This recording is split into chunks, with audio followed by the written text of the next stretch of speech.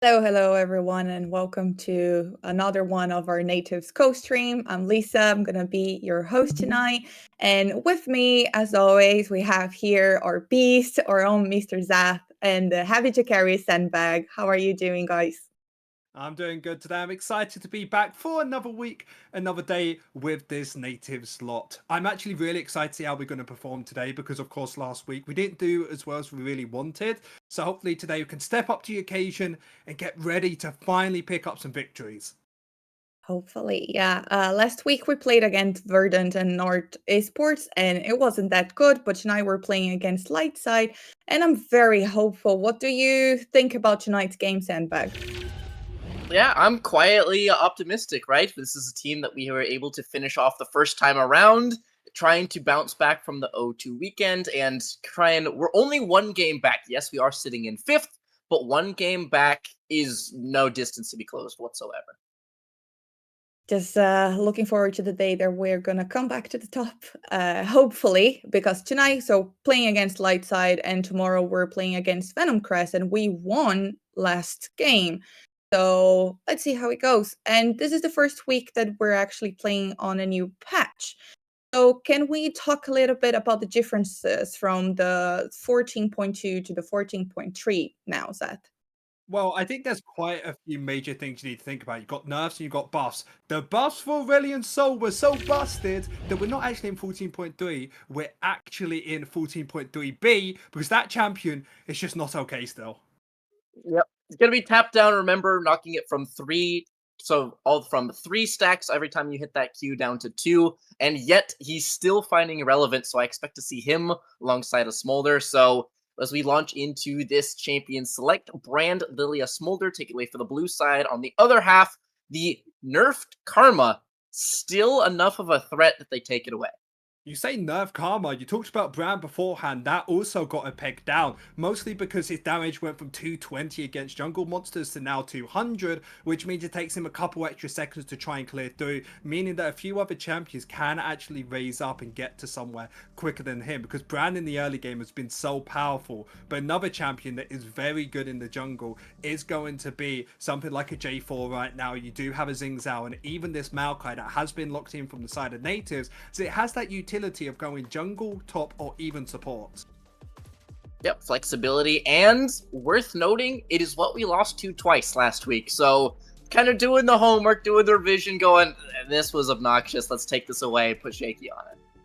Yeah, I feel like we're going to be able to be a little bit more comfortable with this pick. Easy engage, easy ways, of course, with the ultimate to try and find a way to play defensive or aggressive. But for the Nativz side, I want to see some spice today. I want them to come out, show how confident this team can be. And if they are going to be able to find the leads in the early game, I would absolutely love to see it. As a side of Lightside, I have picked up the AD carry and their top lane of Rumble. They will have most likely priority in the mid lane, as the Zaya's been locked in. An interesting pick that we haven't seen actually a lot coming out. Of course, 2 AD carries already getting taken away. The Zaya's a very safe tool in the bot lane, so maybe Nativz are looking to play more topside this time. Yep, maybe trying to make sure that the guaranteed safety of that ultimate, somewhere else that you can look on the map, the self-proclaimed Aatrox OTP gets his hand on it again, and hovered up as well that I wanted to call out. Azir was not taken. They had the option. They figure Smurfay on the OTP prioritized over Newly's. Yeah, because actually Azir got a slight little bit of a debuff this patch. Because in the early game, his healing was just way too absurd when you couldn't poke him out of lane. Now that has actually been taken down a notch, meaning that they can get poked out by something like a Xerath in the early games. There are actually a few counteractions to try and stop that, compared to the Aatrox that has still been untouched, still an absolute monster. And especially when Smurfay's been on it, he's really been able to carry these games. Absolutely. Something that he's familiar with. You called out looking to perhaps play topside. Locking that in here. It does mean that he's going to absorb 2 bans. I would expect to see Azir taken away because it was health regen, right? Everyone's kind of slid over to that fleet footwork. He had more sustain than he ought to have, arguably. But the damage and the playmaking, still exactly the same. He's just a little bit more exploitable.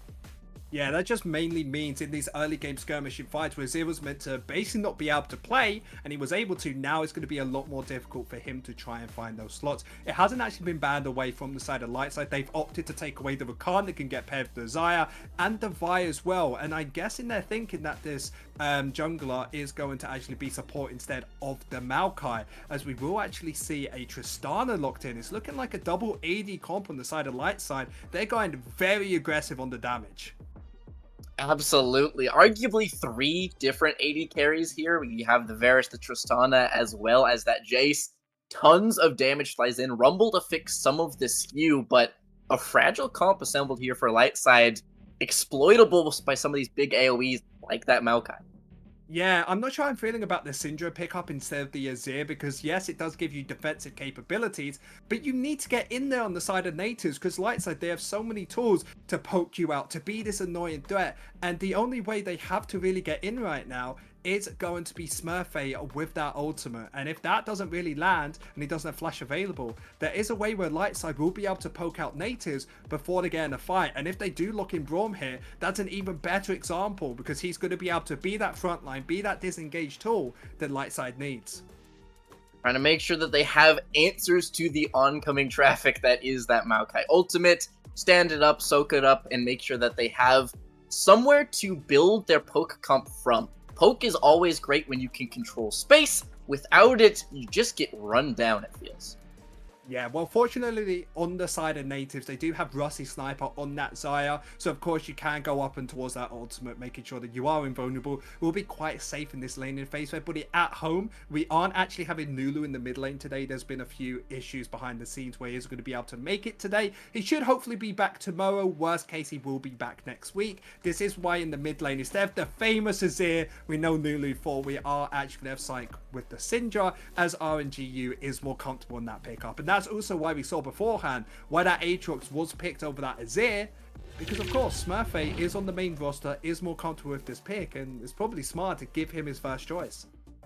It very much could be a matter of comfort taking priority over anything else, right? It's something that you want to try and make sure, set yourself up. This is a new player slotting in. Some of the chemistry could take a moment, as I'm not even 100% sure if they've had reps, because this is a very short notice thing. I believe it was only a couple days ago the health issues cropped up that forced him out. So this is a world that we find ourselves in. Dropping 2 games this week puts us out of playoffs. We are 1 game away from the lead and 2 games out of playoff elimination here with a substitute. This is a tight space to find yourself in, Zach. Yeah, and we actually had a very good conversation behind the scenes with the head coach of Nativz, where he said about when there's this big pack of teams that are so similar to each other, it's not that the whole entire teams are good.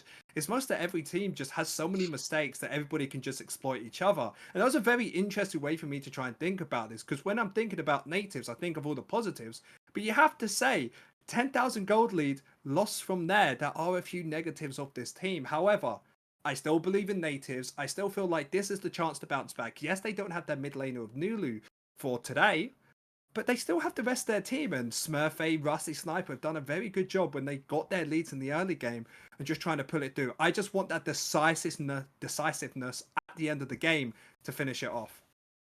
I think you hit the nail on the head, right? It's pull it through. We build leads.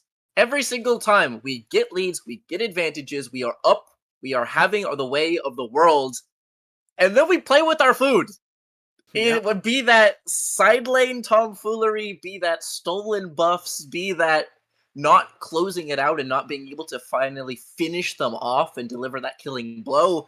So where do we look to find that from then here? Where I'm expecting it to come from is going to be towards this bot side. Of course, when you have someone like Smurfy on your team, you have to try and play for it, even if it is going to be on side like Desire that does enjoy stuff engaging into him. Yep, playing backwards is available here, but as we load into Summoner's Rift, foot on the gas, do not let them up. BO1, playoffs on the line here if we drop 2 this week, so stakes are high, RNGU. Best of luck slotting on in here. Yeah, they got to play this perfectly. Remember, like you said before, Sandbag, if they lose today and lose tomorrow, everything is for nil, as Lightside will be looking for a play early. Rusty Sniper's just out of position, or just in the correct position, sorry, to not actually get hit by that. And when I'm looking at these runes of masteries, the ones I'm most curious about is Xayah actually going for that Hail of Blades. That isn't actually bad paired with Charm like Shaikatami on this bot lane pick, mostly because, remember, it's 3 hits of that passive on Rusty Sniper to be able to stun them up. Of course, with Hail of Blades makes it so much easier, so they can do some really good burst damage on this Nativz bot side. And when I'm looking through the high entire comp of Nativz, of course you have Syndra who can burst. Now that you have bot lane that can burst as well, it's going to make it very easy for Jakey to find these resets in fights.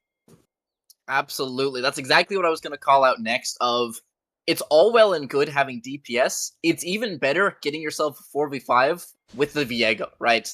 He now has an extra health bar to work with, an extra ult charge to work with, as we see a little bit of a brush stack here on the Shawi. Trying to make sure that you find the early fight will be pivotal in cleaning these fights up. Yeah, it's actually going to be really important. More than that, it's just finding those good engages, because you have someone like Braum that has plenty of disengaged potential, because RNGU and Rusty Sniper all have projectiles as their damage. It means that Braum can completely tank that up, and if that first engage doesn't work from the side of Nativz, Lightside are going to be able to find that re-engage and just absolutely destroy them. Yep, as we see, jumping in here on this mid lane, forcing a flash early on, and a little bit of a level 2 move ends up expending a sum.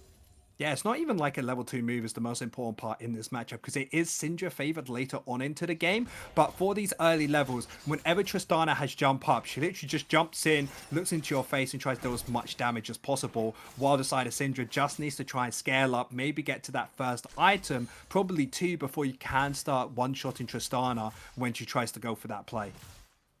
Yep, trying to make sure that Scatter the Weak is your lifeline, correct? As you're jumping on in, just shut the door on the play, do not let it develop into anything more, and as we see the junglers continuing their clear towards the bot side, perhaps a collision course. Are we favoring which one of these 3v3s here, Zaf, as we are looking towards this crab? Well, you have to enjoy Braum 100% in these fights. I have to say that Lightside most likely will be winning out on this 3 versus 3. As there's a champion I can't believe that we haven't talked about. This is a Rumble in the jungle, a champion that I wasn't actually expecting to get paired here. I believe it hasn't been there since about like 2020 when it used to be meta back then. So I'm really excited to see how it is going to go against Viego, because I think in that 1v1, Rumble just absolutely wipes the floor with him, mostly because of his Inferno. Yeah, making sure that overheat is timed correctly. That is the all-important thing when you get into that melee range. Cycle the spells and then the on-hit damage when it comes to that overheat. Just ridiculous melee range damage close as we see the bot lanes hovering in this Tribe Rush. Scuttle Crab grabbed up by EMP and forcing Jakey into his bot lane. Yeah, but remember that play that got happened mid lane earlier on. MG not having that flash available, so can't even contest this mid wave. And Tristana moving first does actually mean that Lightside will be able to pick up the bot lane Skull Crab, walk straight through mid lane, and pick up the top one as well. So that's going to be a small win on the side of Lightside if they've already got themselves around about a 400 gold lead, and this should be about 200 in the jungle alone. That posture from the jungle does say a lot here, of just brazenly marching through, throws up the scrap shield for the move speed. I don't even need this for combat. Double crab secured, as we see, meanwhile, Jakey looking up towards this top lane. Lane gank perhaps developing topside. Yeah, Rumble is up here as well to try and contest this. However, I don't think they know anything about this. So it's all if Jakey can find this big engage. The wave is pushing out from them, so it could be a very long time if Jakey wants to make this play happen.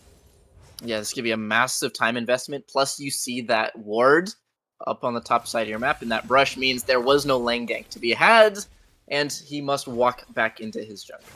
Yeah, even though that the lane gank didn't actually work out, they knew that EMP was up here as well. So then he just made sure that Smurfette was able to push this out, get him out to safety, so then they can just return to bot lane or return to jungling and not really worry. This early game has actually been quite peaceful for both of these teams. When I'm thinking later on into the game, I do have to say it, I feel like Lightside, if they're able to get there, most likely have the better comp, because the more AD carries you have, it's very simple math, you usually have more damage. More DPS champs equals more damage. Like, simple math. And sometimes this game can be overcomplicated by all this analytics and breaking everything down to a microscopic level. Sometimes more damage comes from more damage champions. I like it. Straightforward. I mean, what else you need in the game if you're able to absolutely burst them from 100 to 0 and they can't use any abilities? I think one person's a little bit more useful than the other. Remember, Dragon is available for both these teams to take. We're actually shy Katami being able to roam up because of the push pressure bot lane. I'd really like for them to try and get some wards down to start maybe trying to contest this. But it's still kind of hard because I don't even think they win the 3 versus 3 bot lane. I wouldn't say so, and Rumble is in hot pursuit here as he's continuing to walk forwards. Meanwhile, Ragnar and Rusty Sniper both chunking each other down to around the halfway mark, so those are where you're looking if you're trying to find your push, trying to find your leads, but meanwhile, Lightside owning the river.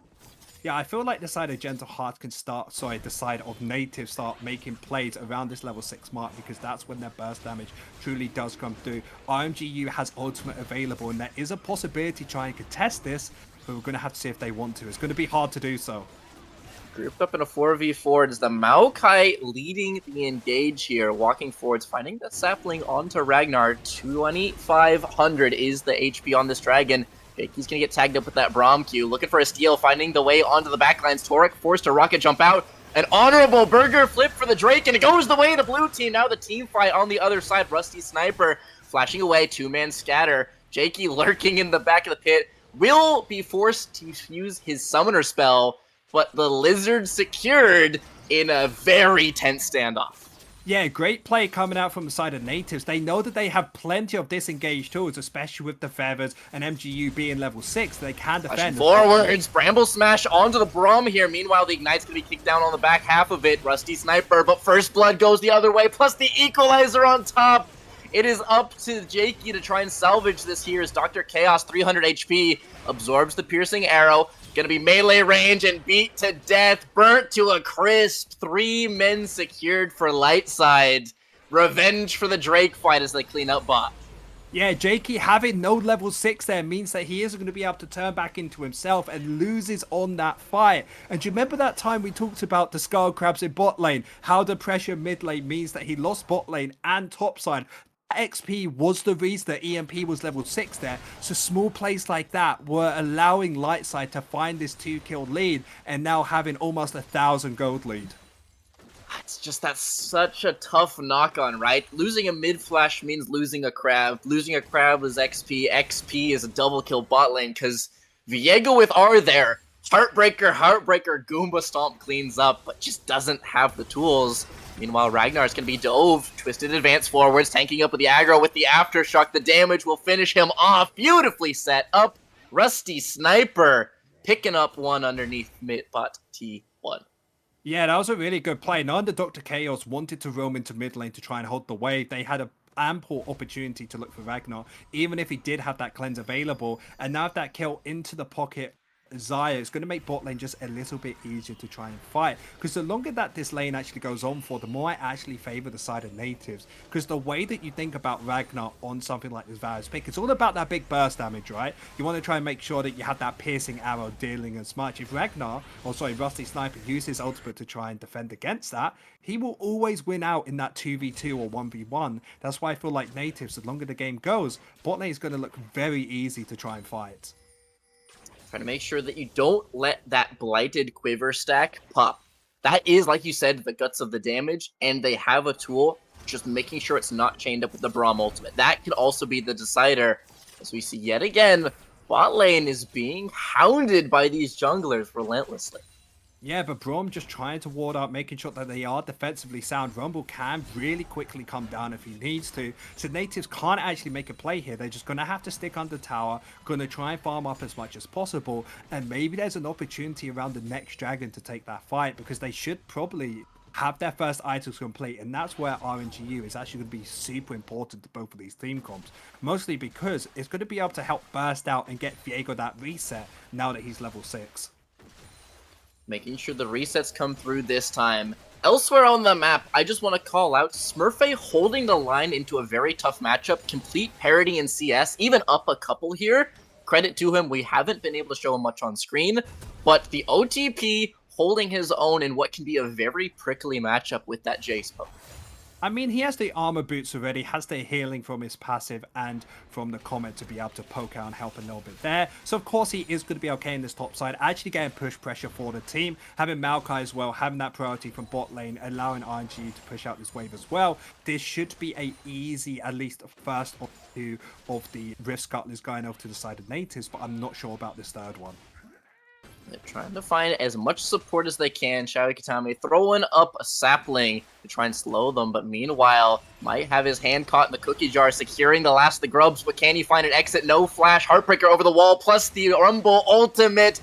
Nowhere to run, he is finished off, cornered. Killing spree for the Rumble, and EMP making this pop off so far. Meanwhile, Shaoyi Kitami, concussive blows with the Braum passive, trying to buy as much time as he can with the ultimate, but the Aftershock doesn't cut it. Torak cuts him down, picking up his first of the game.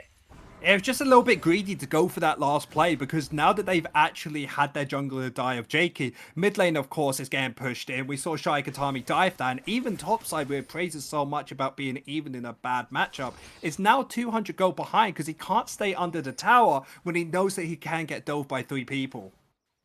He's just nowhere left to go and ran out of road, unfortunately. Dive incoming, meanwhile, with the Drake spawn here, looking to grab up another one of these in another standoff, perhaps. The smite was true the first time, so looking to find a second.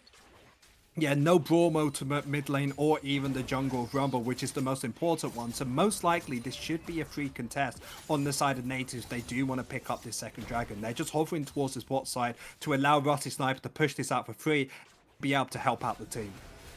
We see Rumble in his own jungle here. He's going to be sliding forwards. He's got his heat where he would like it to be, but no ultimate to really send it at full speed here. 2700. Nativz trying to leash this out, but look at Torek on the left-hand side of your screen. Caught between a rock and a hard place. Yet another flip. Here it goes. 1500 HP, but Jakey forced out. Not given the chance this time. Equalizing out the Drakes 1-1, and now the retreat is sounded. Rusty Sniper on the run here. RNGU. Featherstorm called out. Can always yank those blades through. Piercing Arrow not finding the mark. Ragnar just a bit outside, but Drakes go one apiece. It felt like Nativz, like I said before, needed to make this play early on. They needed to be proactive on it, but because they took a little while too long, EMP had that ultimate available onto Rumble, completely shifted that fire and allowed Lightside to be able to just steal that away. And now this is going to look kind of rough from the side of Nativz because of their big win con of getting these dragons early on is at least going to take another 5 minutes. Yep, slowing the tides here, unfortunately. They stuck as long as they could, but like you said, the window was very finite. They had a moment to try and burn it down before Rumble arrived. He does, he gets his R, and they are forced out, not losing any lives, but watching that opportunity slide just a couple moments out. Yeah, and I think that's actually a good example of this team not actually having the best pressure against stuff like the Dragon and the Baron. Mostly because, yes, they have Desire and Jakey, but wait a second. I think they are going to be going for a play topside. Rumble will be looking, doesn't have the ultimate available to stop this. Going underneath the tower, Showy Katami's going to be tanking here, flashing away. Twisted Advance finds him anyway, taking the last tower shot and finished off with the heat up. Rumble's trying to finish the job here. The Flame Spitter does get the equalizer kill. Smurfay and the World Ender will live, but it is too dead for the top dive. And that's not even it. Tristana in the mid lane is able to clear this wave, so Rusty Sniper can't even stay there. Can't even defend bot lane as well, so this should easily be able to be first tower over towards the side of Lundqvist Lightside. As a small play topside has really benefited them, now getting their gold lead up to 4k. Here comes the TPs though. Cleansing away, flashing forwards. Rusty Sniper wants blood. He knows this game needs a moment, and they find the knock-up here. Rattling this support around. He does find a W and a locket to stall, but Smurfay grabs him up nonetheless, and they strike back on the other side of the map. Yeah, getting themselves a kill back, still losing that tower, so there is going to be a deficit for them. So they're making sure that Ragnar cannot find this easy reset. Being able to hold this wave as well, they should be able to get this bot lane tower in return. Yep, making sure that no good deed goes unpunished here. Ragnar losing his support will head back to base, and as a result, Structure's going to take a beating. Whether they can finish it, I'm not 100% sure quite yet. Yeah, they should be able to finish this because you see actually the hovering from Shoei Katami, meaning that they're actually scared to come into their own jungle because they don't know where this Viego is. That does allow them to at least get damage on this tower, not actually finishing it off, as putting 3 people towards the bot side has actually allowed the top laner of Bucci to get this top lane tower. And it feels like the light side team are just macroing in front everything of what Nativz are trying. Yeah, the ebb and flow of the game feels like it's just a call and response. Yes, they have answers so far, but they are the ones responding are the native side. Yeah, and that's the really tough thing about Nativz is they need to be on the front foot of this team comp, especially when the R280 carries they need to go against. And the Rumble in the late game is going to be very difficult to try and come against this. It's now the side of Lundqvist Lightside have taken all of these 3 outer towers. They can actually start pushing into the jungle of Nativz and really start choking out Jakey, because when you're playing a champion like Viego, you can't be starved of your resources, because if you're able to not get anything, you're not going to have your items to start killing people, to find those resets, to start really becoming powerful as a champion. Yeah, and while we have a moment with the objective going to be finished off, anywhere in sight here, I do want to zoom out a little bit and call out EMP on this Rumble. I think this has like less than a dozen picks total in any sort of major region ERLs, and from what I've seen, it's not doing a whole lot of winning. So credit to him to be able to pilot it. So far 5-1. Damage is going to pour in. This is the one to look at. He is sole AP in this game. Yeah, that is the benefit for him. He can deal quite a lot of damage off this. You can already see that they're just stealing away camps, making it annoying. But his Rumble pickup, wait a second. Advance, they're not ready to give it up without a fight. Meanwhile, Marksman at the top of your screen. Ragnar flashing away. Jakey finds the Spectral Maul, but here comes the mid laner. Dead mid-cast is Jakey. Not able to find his exit route as Tristana blows him up. Tried to defend the chickens, but just lose another in kind. Yeah, and losing all of this bot side as well means no more farm will be going up to the side of Jakey. 11 seconds to Dragon as well. I don't think they're going to be able to take this unless they're able to find a pick here.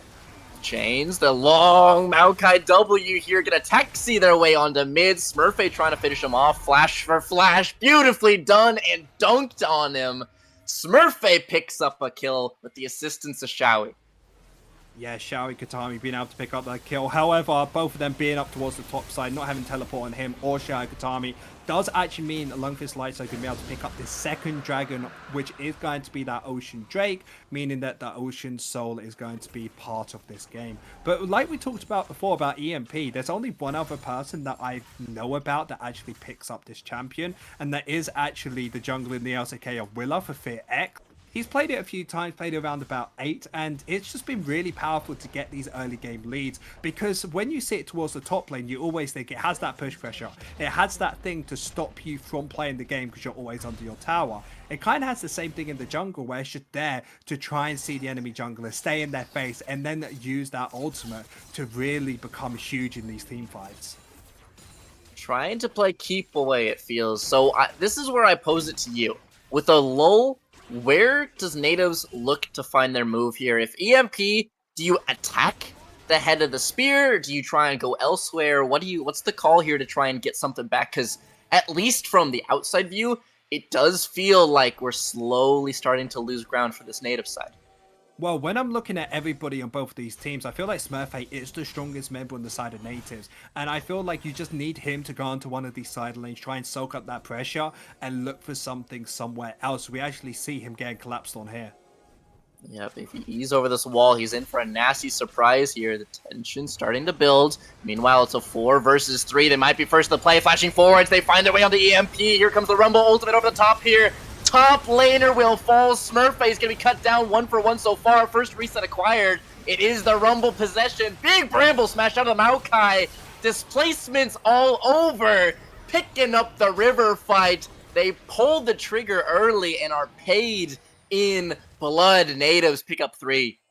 So I think I absolutely just called it. Smurfy, get him to go on a side lane, kill the rest. I may have missed that part, but they're able to do it. So Nativz back straight in towards this game, getting that gold lead smaller than before to only 2,000. Bucci had no teleport to join that fight. With that 4 versus 5, the opportunity was there, and it only went their ways because they're able to instantly kill that Rumble, turn into him, and all the damage from that 5 and 2 Rumble you saw beforehand on Lightside was Nativz, and that's why they're able to kill everyone. He really had the crystal ball out for that one, huh? Knowing that, okay, Smurfy's got to absorb the pressure. Smurfy gets engaged on. And then Nativz have to try and finish it off. Pick up 3 in revenge. Just on cue. Beautiful script writing here. I mean, you have to remember, take a look at the items the Smurfy's built. He's got himself that Sterix gauge, means that he has a little bit extra shielding than before. Armor boost because of the double AD does actually make him a lot tankier than you first expect, because he was CC'd for, I believe, around about 3-4 seconds in that fight, and he was able to tank all of it just because of the items he built. If he wasn't able to tank as much as he did, definitely the side of Lundqvist Lightside would have been able to win that fight. If they get a pick and get out clean to reset back to neutral ground, absolutely. They're just finishing them off from there. But Smurfy, all he needed is that World Ender plus some items. Meanwhile, Engage, trying to follow up on Shelly. 2-man knock up out of the Braum ultimate. Glacial Fissure is going to push him back.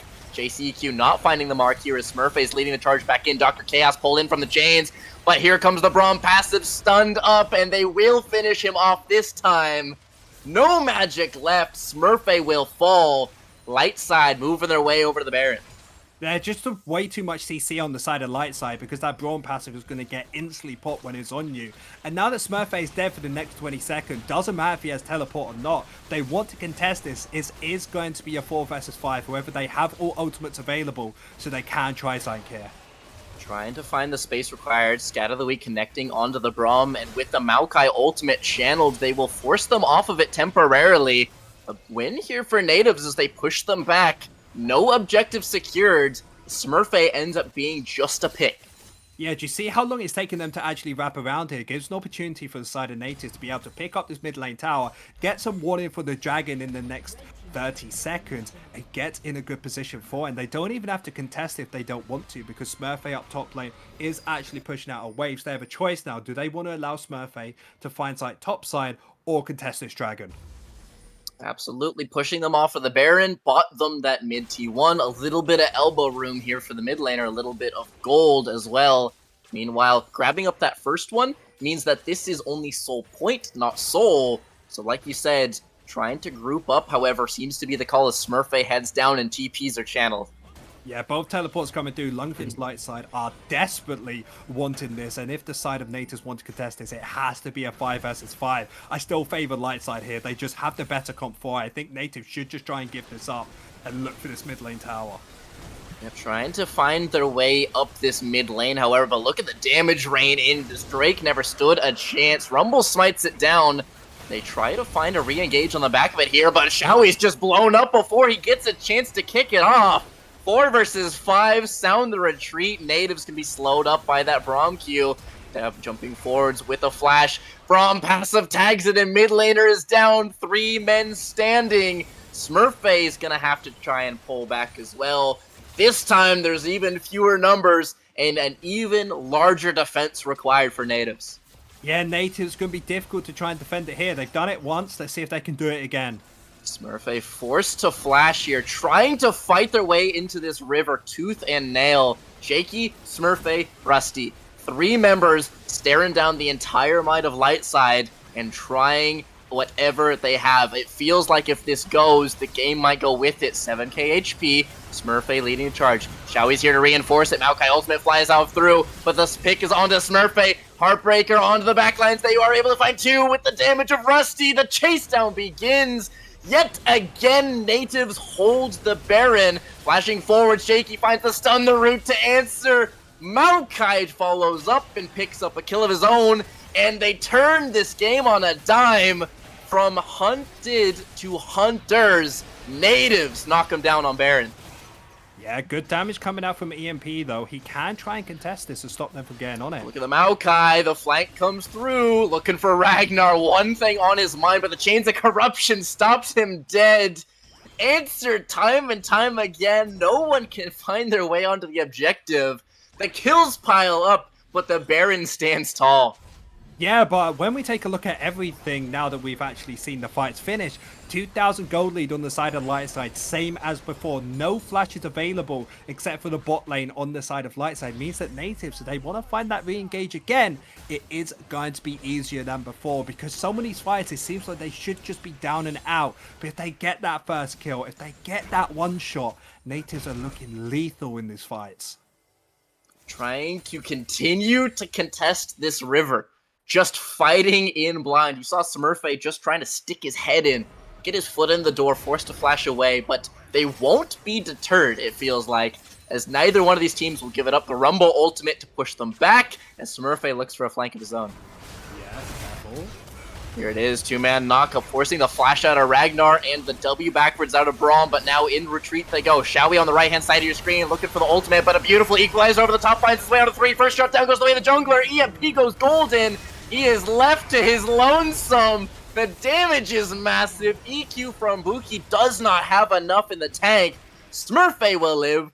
3 men fall on Lightside for only RNG, and they continue to push the pace of the game.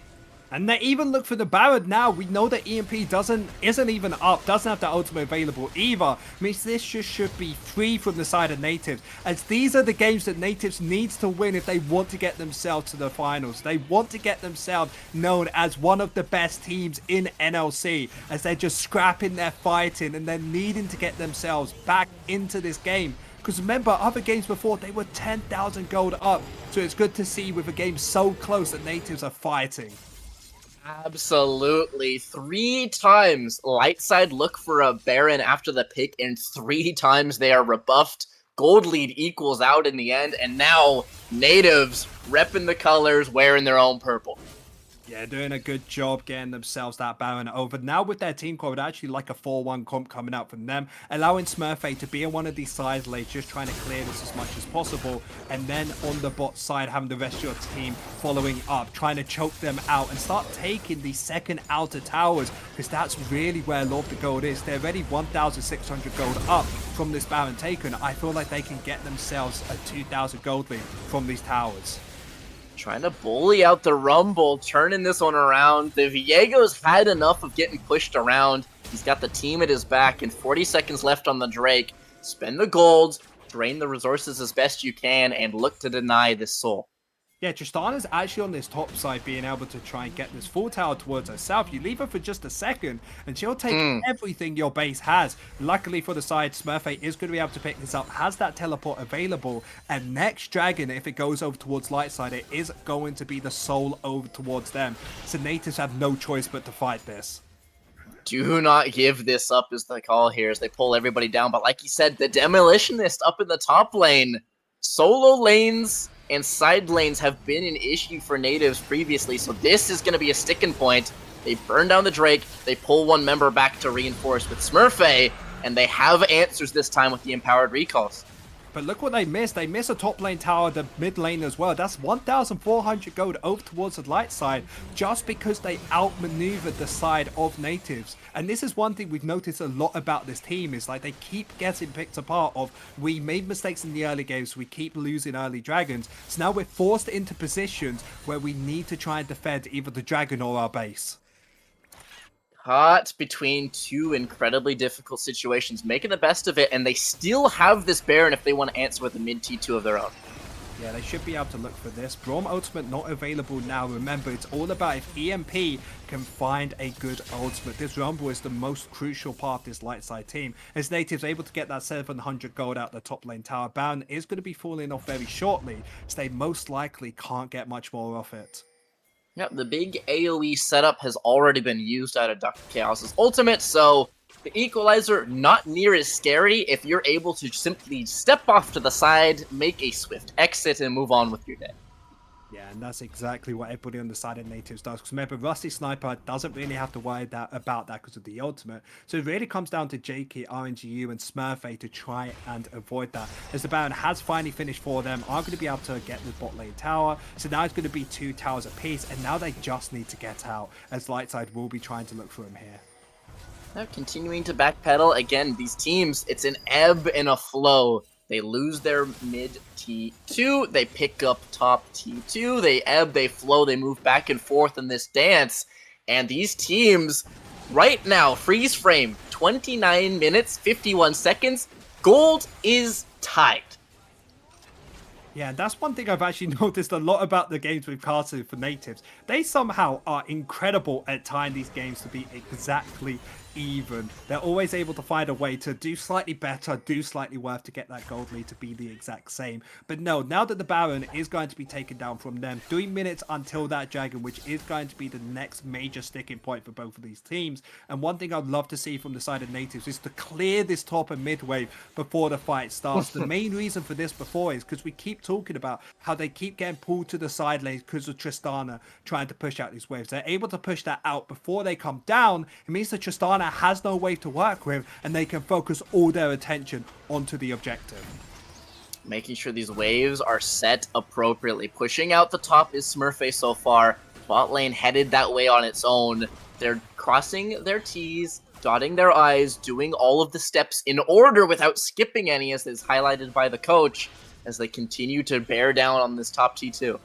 Yeah, we know that Nativz know how to finish games. They just need to put every single piece together. They are going to be towards the top side, trying to get a little bit of poke onto the tower, but it's mostly important that they're just trying to choke them out, saying, hey, we want to steal your CS. We want to make sure that this is our game to win. And now looking for those resets, most likely going to start putting those walls towards the bot side instead and start getting ready for the dragon spawning in a minute 50. Transitioning their way on down. Like you said, that is the point of tension here for these two squads. That's the big prize to be claimed as they continue to move out. The resets come through, they spend their golds, and a moment, items piling up here. 3 on just about every 1-bar supports. Anything to really call out as we set ourselves up? 90 seconds till what feels like the end-all be-all. It's all about finding that reset for Jakey. If they're able to get one killed, Nativz most likely going to win these team fights. Compared to the side of Lightside, where it's about finding that CC of the Braum ultimate paired up with the ultimate, of course, from the Rumble. If the Rumble dies early, most likely Nativz will be taking this fight, as we do have it spawning in the next minute. I'm also looking at this Tristana, right? 3 items completed. She has the ability to take over a fight with the resets of her own. The jump in, the reset, the jump out, the reset. This could get real ugly on either side here, so that first engage, pivotal for both of these squads, as meanwhile Nativz set their sights on this Baron and start it up. Yeah, I'm actually really scared. They're going to be in a major choke point if they try and keep on it. This is actually why they are going to stop going on this. But I don't actually make a lot of sense why they went for this play. Now that they've lost mid lane pressure, it means that Lightside can move top, can move bot quicker than they can. So they just need to reassert themselves in towards this mid lane, clear this mid lane tower, and get ready for this dragon in 15 seconds. You can feel the tension pile up, and may it pop here. Shoei Katami finding the engage with the Maokai ultimate. Rumble Equalizer finding its way onto 3, and the Maokai is burned to a crisp. Jakey in retreat. Featherstorm will fly, but it's 2 men dead already. Nativz pulled the trigger, and the bullet flies harmlessly past. Lightside with mop-up, finishing up 4. Jakey on the run, and the mid-fight develops before the Drake even does.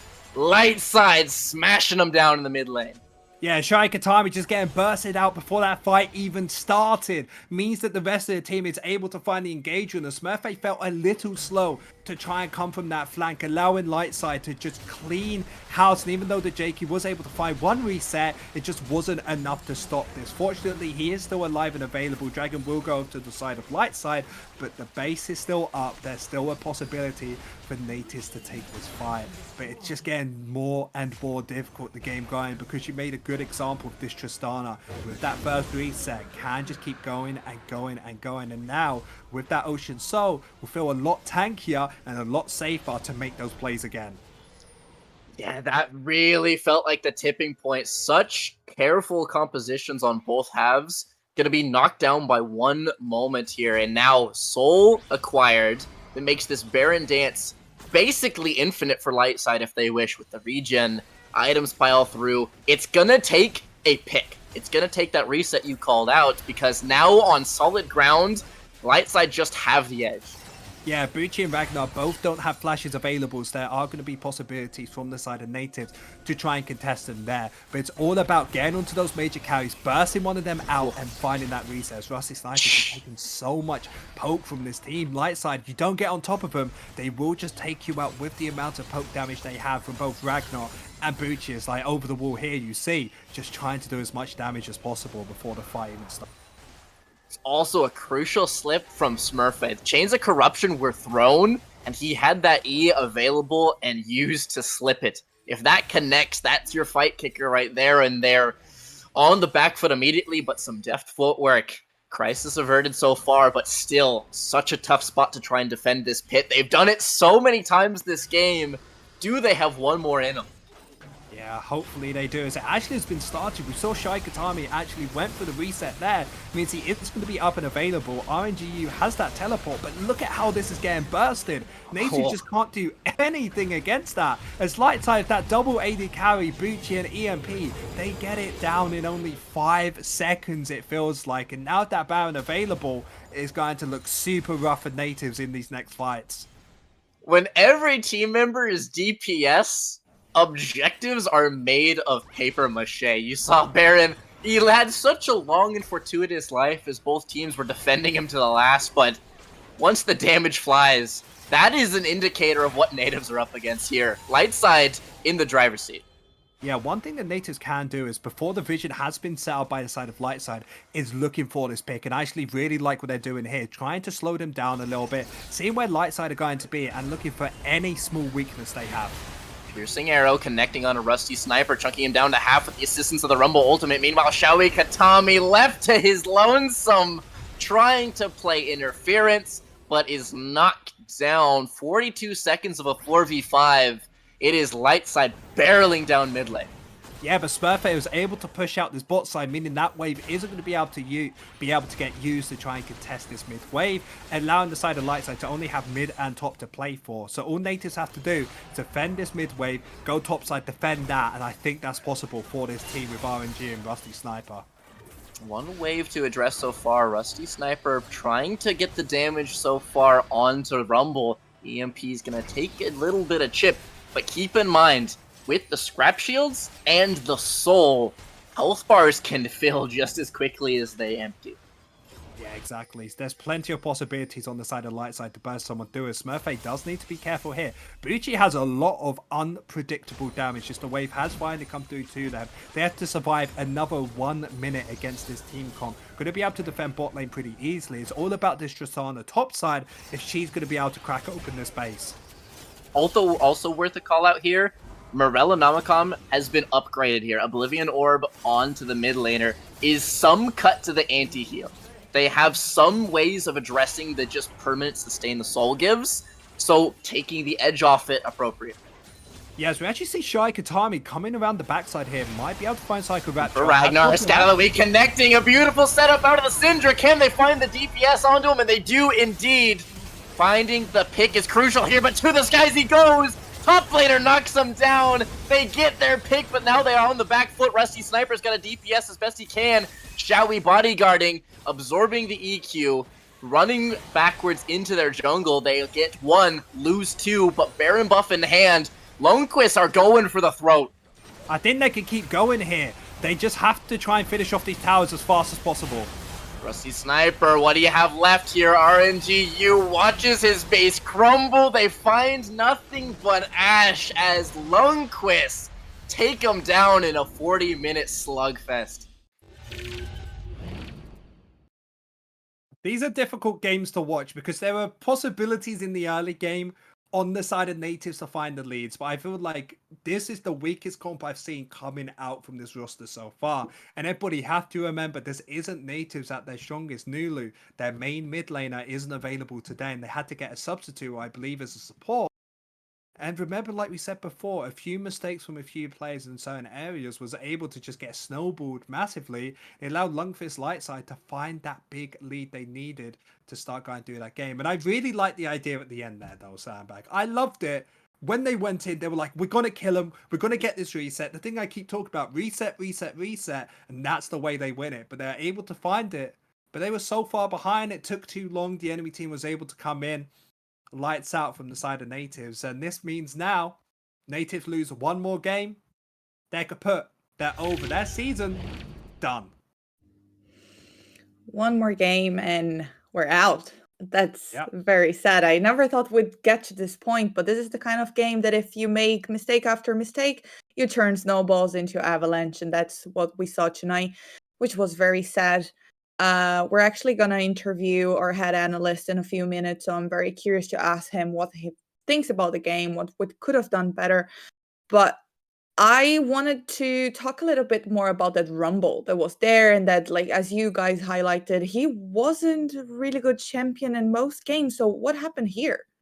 Well, I feel like you have to think about the matchup he's actually in. Rumble's very good at having that heat seeker in front of him, having that constant damage. And Viego, of course, he does a lot of damage himself, but is always going to lose out in that 1v1. And the rest of the team, that equalizer, just so useful in a lot of these fights. Either being a defensive tool, meaning that they can't get on top of you because of the slow, or be the one to find that engage to get onto the side of Nativz. It was just overall a perfect pick for this team. It really was. And our bot lane was actually not doing so bad. Rusty Sniper was doing some really amazing plays, but also it didn't work out as well as we wanted. Can we talk a little bit about the bot lane matchup, Sandbag? Yeah, able to continue to find some sort of leads here, trying to find the damage in as best as they could. But I also think it does come back to the Rumble, unfortunately, where you don't have ground to stand on to fight. And I think even more so than, at least Rusty had his ult, right? He could go up into the invulnerable. He had a way to address it. Xiaoyi, not that fortunate. You are telegraphed as all hell on Maokai. You're going in, the entire rift can tell that you're going in, and when you're now standing on top of that equalizer, having spent your mobility, 2 or 3 times we see that where he's out of the fight before he gets an R off, a W off, and no rotations beyond that. If we could go back in time and pick one champion and guess against that Rumble, what could we have done in that scenario, Zeph? It's a difficult one because you have to think, what was the Rumble able to do for this? I understand the Rumble is a massive issue. Like I'm not undoubting that. But think about the team comp we had into theirs. We had a Zaya, which is more defensive, and Viego that wants to go in. It felt like it mismatched. Most importantly, in the bot lane matchup, like you mentioned before, Sandbag, they had a Braum. Like, Braum just says, no, let's not play the game and let's just chill. So, like, with the Rumble paired with that, it just felt like anything we played into the Rumble was hard. Maybe a possibility could have been something like the J4 to find that constant engage that the team needed. But I feel like we still needed that Viego for that extra damage source. It just felt like it was a wrong comp against the wrong comp. It feels like Rook versus Paper. It's like one's always going to win and the other maybe can win, but most likely it's just too hard to do it. Maybe bringing Azir back would have been the difference. It's one of the few games that we played against Azir. And can we actually talk a little bit about the difference that not having Nulu made to this game, Sandbag? Yeah, you can see it from, unfortunately, minute, 3? Where the flash got blown on the engage out of the Tristana from level 2 onwards. That translates, as Zath so perfectly set up, flash turns into crabs into level 6 in a bot fight. It's just not having your full roster there, you are hamstrung from minute 1. Yeah, a bit sad. Let's just bring in Scotty then, our head analyst, so we can talk to him a little bit more. Hello, Scotty. How are you feeling after this game? I mean, I think we gave it a good shot. Unfortunately, we got the news that Nulu couldn't be playing this morning, right? And so we had to do what we could with the cards we were dealt. But I think with the emergency sub we had in, I think we had a good shot. Once again, though, it is one of those games that we should have won. I think John touched on that last week as well. But we had our moments this game, especially during the fight, like 33, 32 minutes in, where we got the TP from Aatrox. We just played the fight too fast. If we just played it, probably would have won the game. So it again, I think, comes down to obviously not having Nulu, which is a big part, but also just us playing too fast, not being disciplined in these scenarios. Now, how do you think that tonight's loss will affect the team morale? I think like the morale after the game was actually fine. People are laughing and we're fine. I think again the mood, I don't want to say the expectations, but obviously the mood is a bit different when we don't have our main mid laner in. So I think the pressure was kind of off in a way as well. At least there wasn't as much pressure as there would have been with Nulu. Even though it's obviously a super important game, but things are mood were actually fine. Yeah. Yeah, I was actually going to ask, of course, Nulu being such a major asset to this team, of course, with a lineage of so many different teams he's actually played part of. Now that you've lost today, it's put a lot of pressure on you guys to win your next one. Do you think that the team is ready to be able to handle that pressure? Because beforehand, last week, you could lose 2 games, it's okay. But if you lose your next one, I believe that you won't even be able to get to playoffs. Yeah, I think again, I'm not quite sure how that works, right? But I think I mean, just like every other time that people ask me this, like I think we are with Nulu the best team in the league. We have the potential to beat every team. We've shown that. We shown that last week as well. But it really just comes down to ourselves, and I think we had a lot of work this week. Spent a lot more time than we usually do together. We went in depth and stuff. We had some talks, and we were really set up for this week. But unfortunately, Corey wasn't able to play. So I think it's just unfortunate. But again, if we play as we can definitely win the rest of the games. You know. Mm-hmm. You've been with us with Nativz for a long while now. So how do you feel that the team has evolved to the point that you believe that we are the best team on the grid right now? I think like obviously we don't have the same roster as last year, right? But I think overall, like if you look at the other rosters on paper, we have the the best players in most of the roles, and I think we have shown that when we play together as a team, we play way better as a team than the other teams does. I think yeah, I think overall the league, the level is a bit lower than last year, which again is why I think it's a bit disappointing that we're not doing better than we are. Uh, but um, but yeah, I think I think yeah, I don't know. I think it's just we need to get our shit together, and if we do that, we can win the rest of the split for sure. Yeah, I completely agree with you there because this native side, it's so close to being there, but it's that final piece is missing. Of course, being the people to cast this, 10,000 gold up still hurts my heart to this day. But the main question I really wanted to ask you, because of course you've been coaching or analyzing for a little while now, did it for AAB Sports and the Spawn Esports themselves. I was more curious, what's the difference between a place like Nativz and where you've been before? Is it more comfortable here, or like what's the difference? I mean, so I guess when like I started my coaching career, I guess in the AAB, but that was like my first experience handling like actual good players, and when we qualified for Div 2, uh, and you know, I didn't the Spawn. It was kind of another story. It wasn't really there that much, but mostly I got my experience like the taste for coaching at AAB, and then you know, I just got picked up on Nativz 2 years ago almost, and you know, we've had a lot of changes in staff. I'm the only one who's been here since since 2022. But I think the goal and the vision that the organization has is way better than a lot of the other organizations. I think after bringing John in, especially, we've set ourselves a really good platform to develop as a really good organization and as a really good team. Mhm. And a lot of people don't know what the role of a head analyst is. Could you explain to us a little bit more of what you've been doing for Nativz? Yeah, I mean, so I've been doing a lot different stuff at Nativz, but like I do all of the analytical and the data stuff. You know, just uh, the standard stuff you have to do, right? Like jungle pathings and drafts and all that kind of stuff. And but I'm obviously also there doing the scrims, acting kind of as an assistant coach in a way. You know, I work with the players together with John, just as close as with John. Uh, Obviously, there are many different kinds of analysts. There are some analysts who just does data stuff, but I've always had the vision and like the idea that you know, getting like when I started coaching, I wanted to learn the game, learn how does the good team do it and stuff, and I just you know, started taking part in every aspect of the team. Um, but uh, but yeah. That's really cool. Thanks for the explanation.